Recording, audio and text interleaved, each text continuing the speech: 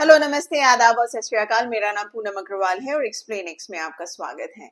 अगर आपने चैनल को सब्सक्राइब नहीं किया है अभी तक तो प्लीज कर लीजिए। Thank you so much. आज हम बात करेंगे कि क्या रिटायर्ड ब्यूरोक्रेट्स और जजेस को, हाई कोर्ट के हो चाहे सुप्रीम कोर्ट के हो या किसी भी इम्पोर्टेंट कॉन्स्टिट्यूशनल बॉडी के हेड्स को पॉलिटिक्स ज्वाइन करना चाहिए, क्या उन्हें गवर्नमेंट पोस्टिंग भी मिलनी चाहिए रिटायरमेंट के बाद। तो ये एक इशू इसलिए इम्पोर्टेंट है कि कई बार हम देखते हैं कि कुछ ब्यूरोक्रेट्स या जजेस या आईपीएस ऑफिसर्स भी रिटायरमेंट से पहले ही रिजाइन कर देते हैं और किसी तरह के पॉलिटिकल पार्टी को ज्वाइन कर लेते हैं। तो आज हम इस बारे में बात करेंगे, क्योंकि एक चीज मैं बता दूं कि कहीं ना कहीं यहाँ पर अगर आप रिजाइन करके पॉलिटिकल पोस्ट को लेते हैं या पॉलिटिकल पार्टी को ज्वाइन करते हैं तो ये एक तरह से कॉन्फ्लिक्ट ऑफ इंटरेस्ट भी देखा जा सकता है। क्योंकि अगर आप एक जज हैं तो जनता ये उम्मीद करती है कि आपके डिसीजंस किसी तरह से फेवरेटिज्म के साथ ना दिखे, बायस्ड ना दिखे और जजमेंट एकदम इंडिपेंडेंट दिखे। तो अगर कोई भी जज अपने पोस्ट से रिटायरमेंट से पहले ही रिजाइन कर देता है और कोई पॉलिटिकल पार्टी ज्वाइन कर लेता है तो ये एक तरह से कॉन्फ्लिक्ट ऑफ इंटरेस्ट या फेवरेटिज्म भी देखा जाता है। पास्ट में मैं आपको ब्रीफली बता दूं कि पास्ट में कौन कौन जजेस ने एक्चुअली में रिजाइन किया और पॉलिटिकल पार्टी ज्वाइन किया। हाई कोर्ट के एक जज अभिजीत गंगोपाध्याय ने रिजाइन करके अपने पोस्ट से बीजेपी को ज्वाइन किया। इसके पहले हमने देखा है कि फॉर्मर सीजेआई रंजन गोगोई, जो कि रिटायरमेंट के बाद 2019 में रिटायरमेंट के बाद उनको राज्यसभा का पोस्ट मिला। उन्होंने कोई पॉलिटिकल पार्टी नहीं ज्वाइन किया, ना ही उन्होंने रिजाइन किया था, बट उन्होंने राज्यसभा का पोस्ट मिला था, राज्यसभा मेंबर बने on the nomination of the president. उसके पहले हमने देखा है कि election commission, chief election commissioner MS Gill, उन्होंने रिटायरमेंट के बाद, जो कि एक आईएएस ऑफिसर भी थे, उन्होंने रिटायरमेंट के बाद ज्वाइन कर लिया आईएनसी और राज्यसभा के मेंबर बन गए 2004 में। तो इन लोगों के अलावा भी हमने पास्ट में देखा है कि कई सारे सुप्रीम कोर्ट के जजेस ने पॉलिटिकल पार्टी ज्वाइन किए हैं। तो ये जो मुद्दा है, ये मुद्दा इसलिए इम्पोर्टेंट है कि बार बार ये चीजें सामने आती हैं कि पोस्ट को छोड़ के वो पॉलिटिकल पार्टी ज्वाइन कर रहे हैं। तो किस तरह से हमारा कॉन्स्टिट्यूशन इस चीज को देखता है। तो अगर कॉन्स्टिट्यूशन की बात करें तो कॉन्स्टिट्यूशन में क्लियरली लिखा है कि कोई भी सुप्रीम कोर्ट या हाई कोर्ट का जज अपने पोस्ट से जब वो रिटायरमेंट लेते हैं वो एज अ लॉयर किसी भी इंडियन कोर्ट में नहीं अपीयर कर सकते हैं। तो ये एक कॉन्स्टिट्यूशनल रिस्ट्रिक्शन है।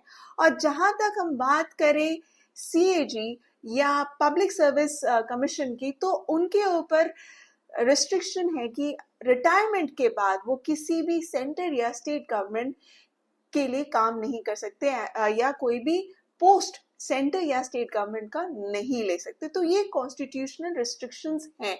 लेकिन जहां तक पॉलिटिकल पार्टी के ज्वाइनिंग की बात है, इस पर हमारे कॉन्स्टिट्यूशन में कोई रिस्ट्रिक्शन नहीं है।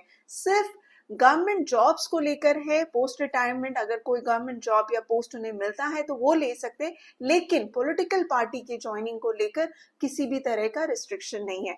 दूसरा मुद्दा और एक इम्पॉर्टेंट है कि कूलिंग ऑफ पीरियड जिसे कहते हैं, कि रिटायरमेंट के बाद कुछ सालों तक कूलिंग ऑफ पीरियड, यानी कि आप किसी भी तरह की पॉलिटिकल पार्टी को नहीं ज्वाइन कर सकते या किसी गवर्नमेंट पोस्ट को नहीं ले सकते। तो कूलिंग ऑफ पीरियड को लेकर भी चर्चा हुई है और इस पर इलेक्शन कमीशन ने 2012 में रिकमेंडेशंस दिए थे, लेकिन उस पर भी कोई एक्शन नहीं लिया गया। इलेक्शन कमीशन ने कहा कि कूलिंग ऑफ पीरियड जरूरी है, लेकिन गवर्नमेंट ने इसे रिजेक्ट कर दिया।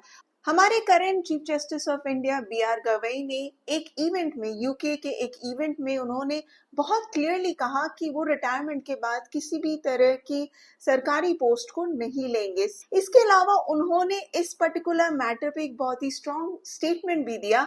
उन्होंने कहा कि अ जज contesting on election for a political office can lead to doubts regarding the independence and impartiality of the judiciary, as it may be seen as a conflict of interest or as an attempt to gain favor with the government जैसे कि मैंने पहले भी mention किया कि conflict of interest एक बहुत ही important matter यहाँ पर है। अगर आप किसी भी पॉलिटिकल पार्टी को रिटायरमेंट के बाद ज्वाइन करते हैं तो ये एक ओपिनियन बन सकता है जनता के बीच में कि कहीं आप जब होल्ड कर रहे थे कोर्ट में, तब आपका जो ओपिनियन था क्या वो किसी तरह से बायस था या नहीं। So it is very important कि जुडिशरी एटलीस्ट, हम आज के दिन में हम काफी सवाल उठा रहे हैं कि जुडिशरी के ऊपर। आपको पता ही होगा कि लास्ट अभी कुछ ही महीनों पहले एक हाई कोर्ट के जज के घर से काफी सारे नोट, जले हुए नोट मिले थे जब उनके घर में आग लग गई थी। तो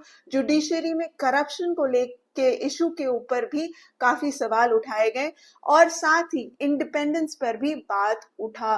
तो अब इस तरह की चीजें जब सामने आती हैं कि जजेस रिजाइन करके पॉलिटिकल पार्टी ज्वाइन कर रहे हैं, तो क्या वो इम्पार्शियल है, क्या वो इंडिपेंडेंट है अपने जजमेंट को लेकर, ये क्वेश्चंस बार बार उठेंगे। तो जस्टिस BR गवई ने भी ये मैटर क्लियर करा कि पॉलिटिकल पार्टी को ज्वाइन करना एक बहुत ही बड़ा कॉन्फ्लिक्ट ऑफ इंटरेस्ट सामने आ सकता है। साथ में उन्होंने ये भी कहा कि the path to rebuilding this trust, however, lies in the swift, decisive and transparent action taken to address and resolve these issues. And in India, when such instances have come to light, the Supreme Court has consistently taken immediate and appropriate measures to address the misconduct. अब जब एक high court के जज के घर में इतने सारे कैश जले हुए नोट मिलते हैं तो उस समय कमिटी भी बैठी, इंक्वायरी भी की गई और इनफैक्ट फॉर्मर CJI ने एक बहुत ही स्ट्रॉन्ग रिकमेंडेशन भी पार्लियामेंट में लिख के भेजा जहां पर उन्होंने उस पर्टिकुलर जज के इम्पीचमेंट की बात करी। तो इस चीज को भी इन्होंने यहाँ पर जस्टिस BR गवई ने इस पर्टिकुलर इवेंट में उन्होंने हाईलाइट किया कि सुप्रीम कोर्ट के जजेस ने प्लेज किया है कि वो अपने एसेट्स को डिक्लेयर करेंगे जिससे ट्रांसपेरेंसी रहे और सारी चीजें पब्लिक को पता रहे। इसके साथ साथ उन्होंने ये भी मेंशन किया कि अब लाइव स्ट्रीम होते हैं कोर्ट की प्रोसीडिंग्स, जिससे जनता को पता रहे कि क्या हो रहा है कोर्ट में और किसी भी तरह की मिस रिपोर्टिंग ना रहे। तो ये सारे फैक्टर्स जब सामने आ रहे हैं और सुप्रीम कोर्ट, जैसे कि सुप्रीम कोर्ट हो, चाहे हाई कोर्ट हो, चाहे इलेक्शन कमीशन जो कि कॉन्स्टिट्यूशनल बॉडी है, ये सारे इम्पोर्टेंट बॉडीज हैं या इंस्टीट्यूशंस है और इनकी इंडिपेंडेंस बहुत ही जरूरी है। लेकिन जब हम ये देखते हैं कि कोई सीनियर पोजीशन को जो होल्ड कर रहा है, अब वो रिजाइन इसलिए कर रहा है कि वो पॉलिटिकल पार्टी को ज्वाइन कर सके, तब कई सारे सवाल उठते हैं पब्लिक के मन में।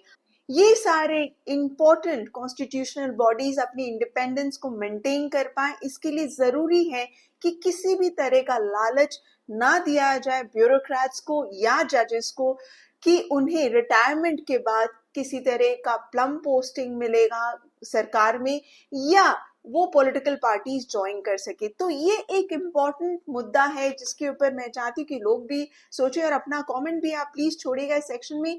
क्या इस पर्टिकुलर मैटर पे कि ब्यूरोक्रेट्स या जुडिशरी में जजेस को ये परमिशन होनी चाहिए कि वो रिजाइन करके या रिटायरमेंट के बाद पॉलिटिकल पार्टी ज्वाइन कर सकते हैं कि नहीं, और क्या उनको ना सिर्फ ज्वाइनिंग का राइट होना चाहिए बल्कि क्या वो कंटेस्ट भी कर सकते हैं कि नहीं। तो आप क्या सोचते हैं इस बारे में?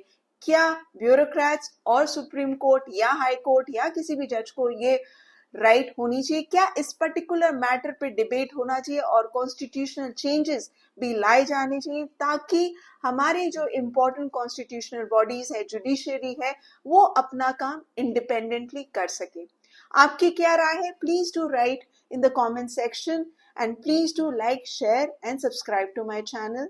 Thank you so much for watching it.